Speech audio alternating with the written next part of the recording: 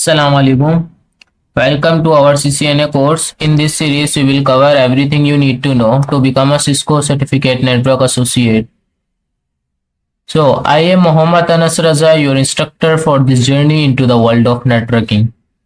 Today, we will discuss about explain the role of DHCP and DNS within the network.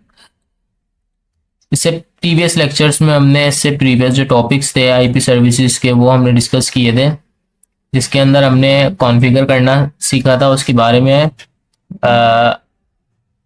थोड़ी सी fundamentals को discuss किया था। तो आज हम इसको डिस्कस करेंगे डीएचसीपी और डीएनएस के कुछ रोल को। तो let's move on our lecture. अच्छा, सबसे पहले आप ये देखें कि असल में इसमें ये बताना है कि डीएचसीपी का रोल क्या है। अगर डीएचसीपी की फुल फॉर्म बताऊं तो डायनामिक होस्ट कॉन्फ़िगरेशन प्रोटोकॉल कहलाती है ये, ठीक है। और डीएनएस की अगर फुल फॉर्म बताऊं तो डोमेन नेम सिस्टम कहलाता है ये। असल में ये नेटवर्क के दो एक किस्म के बुनियादी कंपोनेंट्स हैं जो आईपी एड्रेस को मैनेज करने में और डोमेन नेम को आईपी एड्रेस में ट्रांसलेट करने में मदद करते हैं, ठीक है। मेन चीज तो ये हो गई, ये बता दी कि ये होता क्या है, ठीक है। इसके बाद है DHCP dynamic host configuration protocol. अब ये देख लें इसका रोल क्या है। डायनामिक से आपको समझ में आ रहा होगा जो चीज डायनामिकली चेंज होती जाए, यानी कि स्टेबल ना रहे। डायनामिक यानी डायनामिक का मतलब होता है ये समझ लें कि उसको हम बार बार चेंज होती रहे, ठीक है, या फिर वो चेंजेबल हो, ठीक है, स्टैटिक ना हो। समझ में आई? तो इसको बोलते हैं डायनामिक। डायनामिक होस्ट होस्ट बोलते हैं जो आईपी एड्रेस जो यूज कर रहा होता है, या आईपी एड्रेस को भी होस्ट बोला जाता है। नेटवर्क में एक होस्ट का पोर्शन भी होता है, डिपेंड करता है कि वो कौन सा किस क्लास का नेटवर्क है। तो ये हम प्रीवियस लेक्चर्स में डिस्कस कर चुके हैं। इसके रोल्स देख लेते हैं। इसका काम है ऑटोमेटिक आईपी को असाइन करवाना, पहली चीज, ठीक है। ये क्या करता है, ये किसी भी नेटवर्क डिवाइसेस को वो कोई भी क्लाइंट की डिवाइस हो सकती है, उसको क्या करवाता है, ऑटोमेटिक जो है ना आईपी असाइन करवाता है, ठीक है। पहली चीज तो ये हो गई। और दूसरी चीज क्या है, डीएचसीपी क्लाइंट। अब जब ये नेटवर्क से कनेक्ट होता है ना हमारा ये डीएचसीपी, कोई भी जो नेटवर्क से कनेक्ट है, तो ये क्या करता है, ये सर्वर से आईपी एड्रेस की रिक्वेस्ट करता है, ठीक है। अब दूसरी चीज है कॉन्फ़िगरेशन इंफॉर्मेशन डिस्ट्रीब्यूशन। अच्छा, इसमें क्या है, इसके अंदर ये है कि ये आईपी एड्रेस के अलावा डीएचसीपी सर्वर कुछ और जरूरी जो नेटवर्क के कॉन्फ़िगरेशन पैरामीटर्स हैं वो भी प्रोवाइड करते हैं, जैसे कि सबनेट मास्क। सब कुछ पहले भी हम डिस्कस कर चुके हैं सबनेट मास्क के बारे में, default gateway, DNS server address, ठीक है, रिलीज टाइम। अच्छा, अब देख लेते हैं कि ये काम किस तरीके से करता है डीएचसीपी। तो डीएचसीपी को काम ये किस तरीके से कर रहा है। अब हमारे पास जैसे पहली चीज आती है डिस्कवरी, ठीक है। अगर यहाँ पे देखी जाए तो ये डिस्कवरी है। डिस्कवरी किस तरीके से कर रहा है, जब कोई डिवाइस नेटवर्क पे कनेक्ट है तो अब क्या करता है, वो उसको क्या करता है, ब्रॉडकास्ट, यानी कि कोई भी ब्रॉडकास्ट मैसेज बोलते हैं कि खुद को ही यानी कि पिंग करना, ठीक है। वो खुद को ही अपने आप को एक पैकेट सेंड करता है, फिर वो चेक करता है कि वो रिसीव हुआ या नहीं, ठीक है। तो किस तरीके से होगा, वो जो सर्वर होता है, सर्वर में जब वो मैसेज को ये सेंड करता है तो वहां से एक मैसेज यानी कि वहां से पैकेट रिसीव हो जाता है और उसकी एक्नॉलेजमेंट मिल जाती है। तो वो क्या किया, उसने डिस्कवर किया कि मुझे भेजना कहाँ पता पैकेट, ठीक है। Second, offer. अब डीएचसीपी सर्वर डीएचसीपी जो ऑफर डीएचसीपी ऑफर होती है, ठीक है, मैसेज के जरिए एक अवेलेबल आईपी एड्रेस और कॉन्फ़िगरेशन डिटेल ऑफर करता है। तीसरी चीज है रिक्वेस्ट। रिक्वेस्ट में क्या करता है डीएचसीपी सर्वर, जो डीएचसीपी रिक्वेस्ट मैसेज है, मैसेज के जरिए ऑफर को एक्सेप्ट करता है, इंडिकेशन यानी कि वो इंडिकेशन देने के लिए।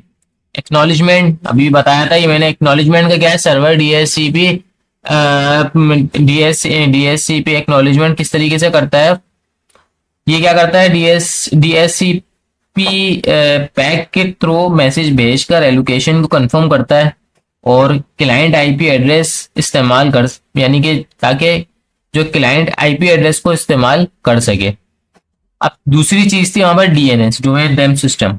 इसका काम क्या है पहले तो ये बता देता हूँ। देखिए डोमेन नेम सिस्टम ये क्या है, ये वहां पर जो आईपी एड्रेस होती है उसको कोई ना कोई नाम दे देना। फॉर एग्जाम्पल अब हमारा शनाख्ती कार्ड होता है, ठीक है, एनआईसी नंबर होता है, तो हम उसको क्या करते हैं, हम किसी को एनआईसी नंबर के थ्रू तो नहीं बुलाते ना, हम उसको कोई ना कोई नाम दे देते हैं।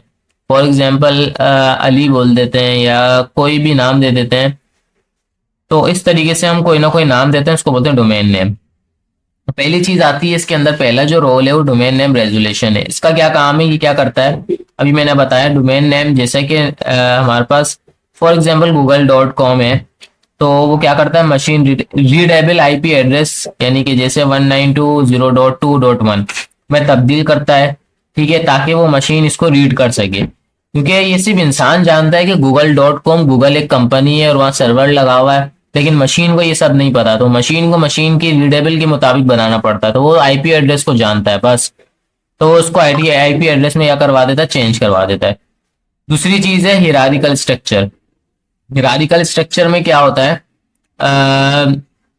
अब ये इसके अंदर कुछ लेवल्स बन जाते हैं, ठीक है। डीएनएस सर्वर स्ट्रक्चर होता है जिसमें मुख्तलिफ लेवल्स के डोमेन नेम होते हैं। अब टॉप लेवल डोमेन नेम जैसे .com, .organization, और सेकंड लेवल डोमेन में जैसे यानी कि .com वाला जो होता है ना हिस्सा पार्ट जो होता है, यानी कि इतना ये वाला पार्ट मैं आपको समझाता हूँ।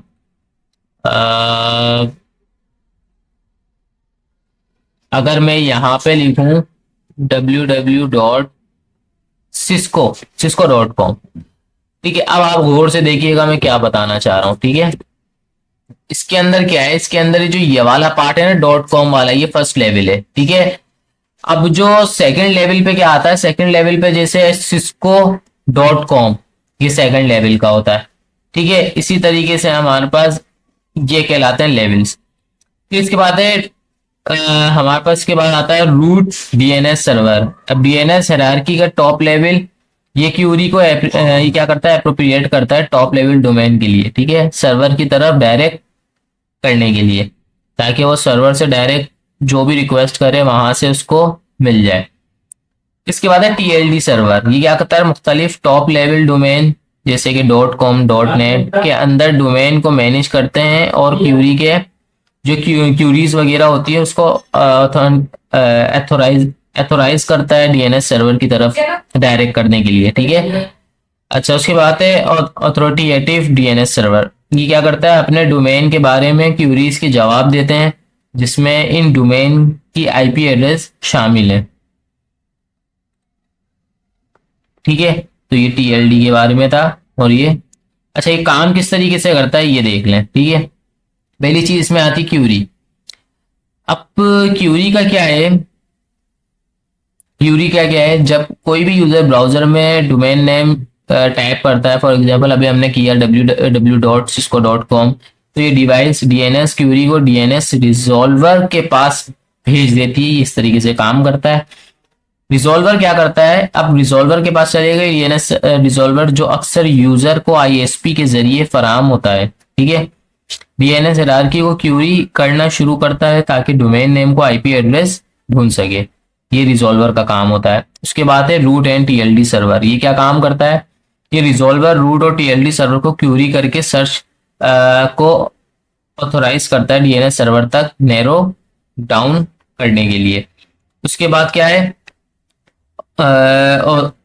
ऑथोराइज यानी कि सर्वर रिस्पॉन्स। ये क्या करता है, ये डोमेन की authoritative DNS server request domain की आईपी को प्रोवाइड करता है, ठीक है, ताकि वो ऑथोराइज हो। एक्सेस यूजर को डिवाइस आईपी एड्रेस को यूज करके वेबसाइट की सर्विस से कनेक्ट करने के लिए इस्तेमाल होता है ये एक्सेस। तो ये इस तरीके से काम करता है, ठीक है। तो उसके कुछ रोल्स थे वो मुझे बताने थे बस, ताकि आपको पता लगे कि ये होता क्या है, किस तरीके से काम करता है, क्या रोल्स हैं इसके। मैंने ये भी बता दिया कि किस तरीके काम कर रहा है step by step.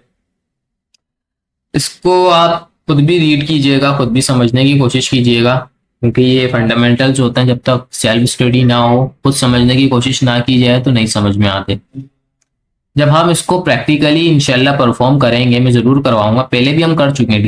DSCP service मैंने चलाई थी इससे पहले भी, मेरी प्रीवियस लेक्चर देखना, उसमें मैंने बताया है, ये कॉन्फ़िगर करके बताया है, तो वो आपको ज़्यादा अच्छी तरीके से समझ में आएगा। और ये भी आप अगर इसको भी आप अगर सेल्फ स्टडी के थ्रू अगर आप समझने की कोशिश करोगे, जो मैंने समझाया 2 से 3 दफ़ा इसको आप देखें, सुने, तो और जब वो मेरी जो मैंने कॉन्फ़िगर करवाया इससे पहले, इंशाल्लाह दोबारा भी करवा दूंगा, तो और आपको अच्छी तरीके से कॉन्सेप्ट क्लियर हो जाएगा। सो आई होप आपको आज का लेक्चर समझ में आया होगा। ऐसी कोई चीज़ जो ना समझ में आई हो तो मुझे कमेंट करके पूछ लें, मैं ज़रूर आपको रिप्लाई करूँगा। So thanks for watching.